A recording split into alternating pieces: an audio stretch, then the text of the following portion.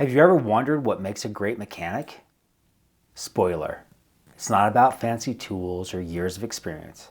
It's about problem solving. I started wrenching because I had to, got obsessed, turned it into a career, and then just walk away. Only to end up right back where I started, building something ridiculous just because I could.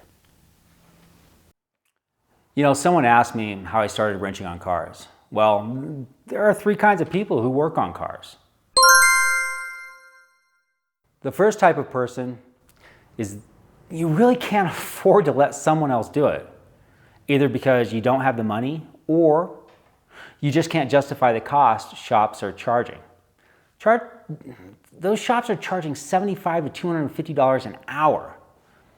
Add in the shop fees, the miscellaneous fees, the markup on parts, and so on and so on.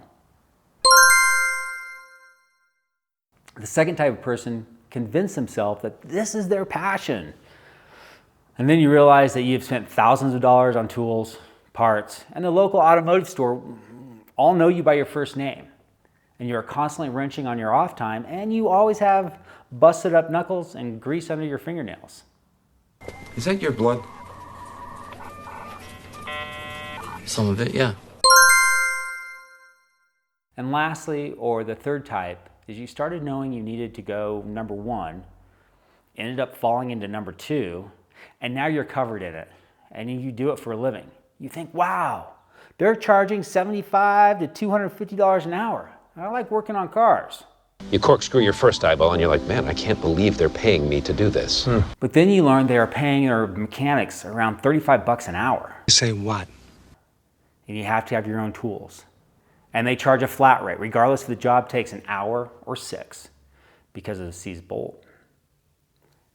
And then you realize it's not very much fun working on other people's cars. I hate this place. I personally grew up though as a number one. Then I became a number two, pretty early on. Then I became a race car mechanic for a hot minute, traded wrenching for seat time, ran my own shop and realized, God, I hate this. Hated this. And now we're back to where we started, number one and number two, full circle. Building something ridiculous just because we want to. But what actually makes a great mechanic? And I'm not saying I'm a great mechanic, but is it experience, patience, a really expensive toolbox? Nope. It's the ability to solve problems. I've always said that I'm a mediocre mechanic, and I feel like I'm pretty mediocre with most jobs that I've had. But I'm really good at problem solving, doing research, and trying to understand how it all works, because every single component in a car is connected, along with most things in life. Bone's connected to my knee bone, my knee bone's connected to my thigh bone. And the second you modify one thing, you've affected everything else. And that's exactly what we're dealing with on this build.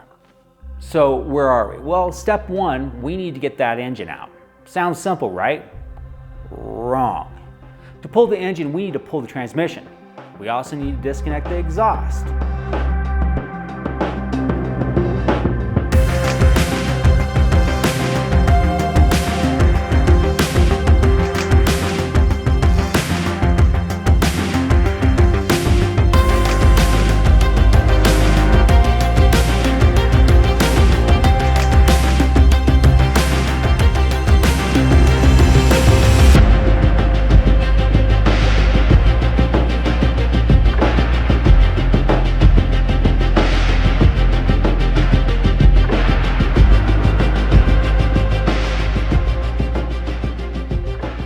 Front drive shaft is connected to the front differential, and the rear drive shaft is connected to the rear differential.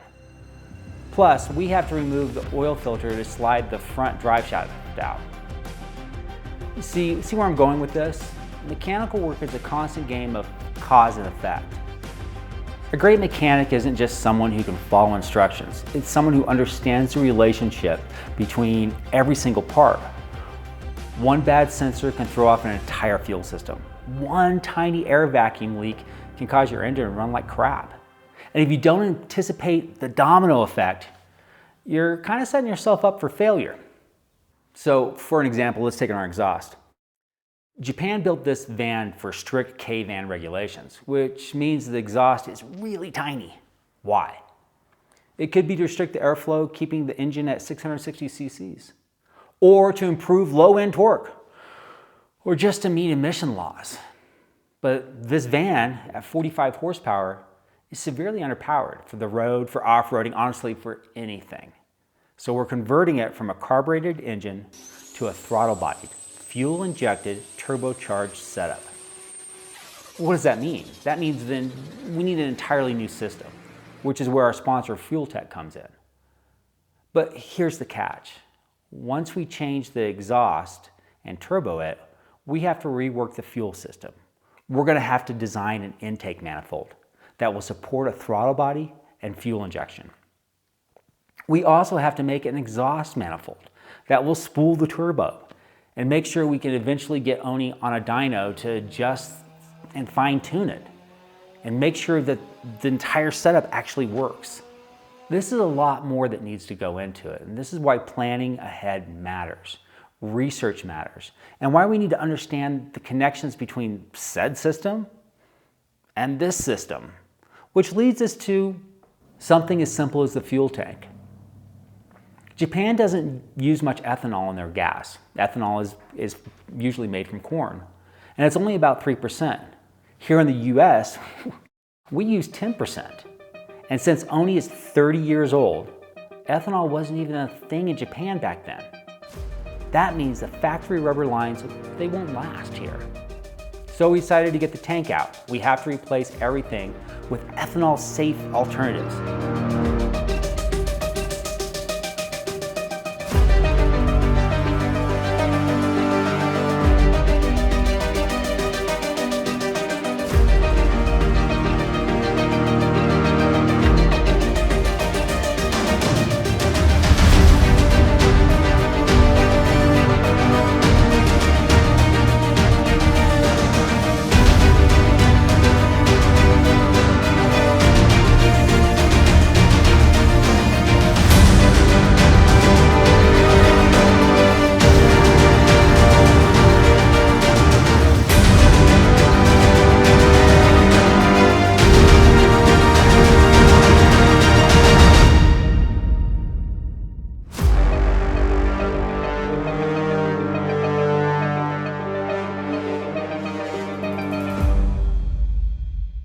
And then, if we're going to replace all the lines, should we just relocate the location of the fuel tank to improve weight distribution?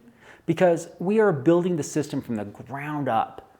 Should we also make it be able to use E85?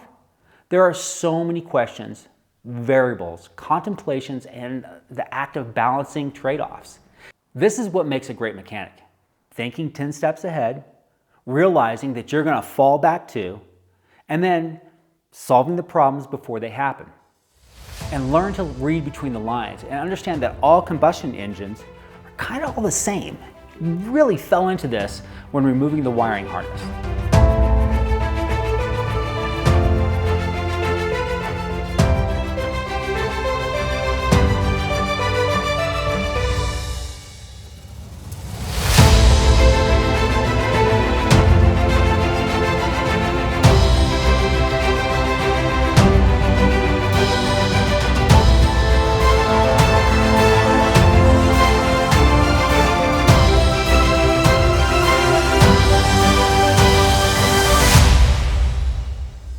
Thousand years later.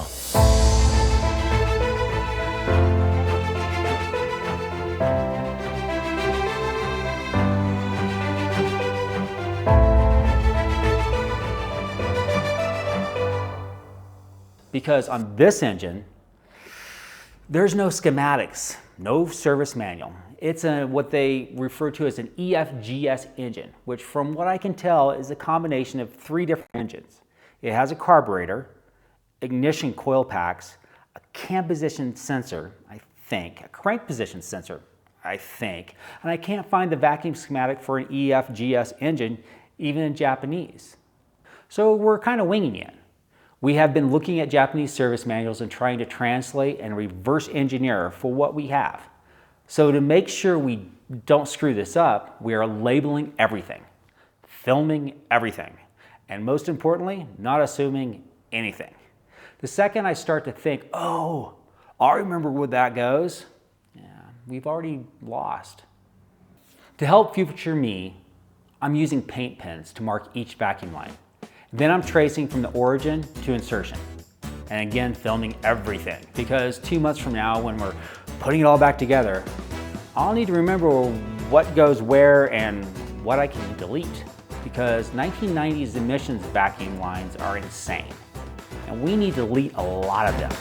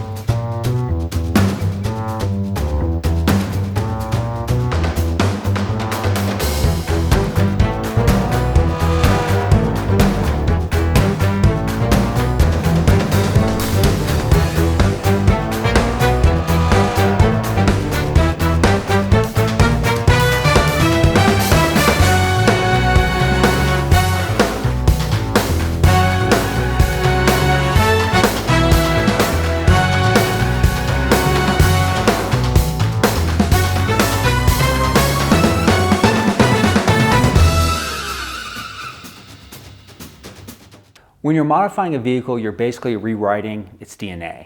And if you don't know where every wire, hose, and bolt goes, you might not get a second chance to figure it out, especially when you start to change things. So what makes a great mechanic? It's not knowing everything. It's about knowing what you don't know, but trying to figure things out. It's about being patient, adapting to unexpected problems, and understanding how everything connects. For me, I am watching so many videos. I'm learning about 3D printing. I'm learning about engine builds. I'm learning more and more about turbos. I'm relearning math from physics channels that are produced in India. To watching how-to videos on SolidWorks. This build is a lot. We've got a long road ahead. We have the engine sitting on the support frame.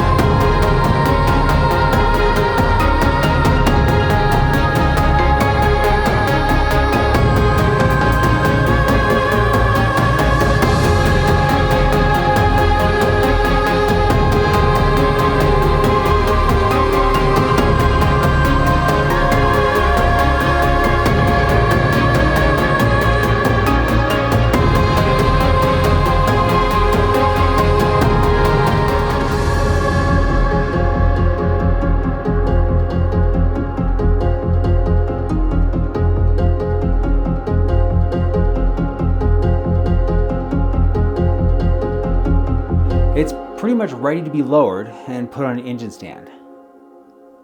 Damn it, I need to go buy an engine stand.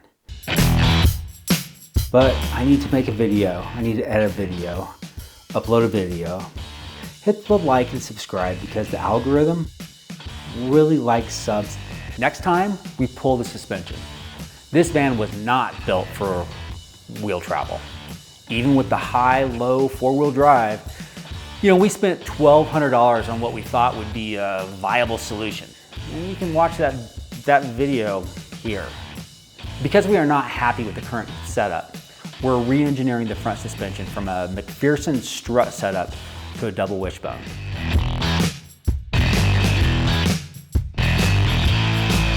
In the rear, we're planning to take the double trailing arms with a panhard rod and fabricate a 4-link suspension system.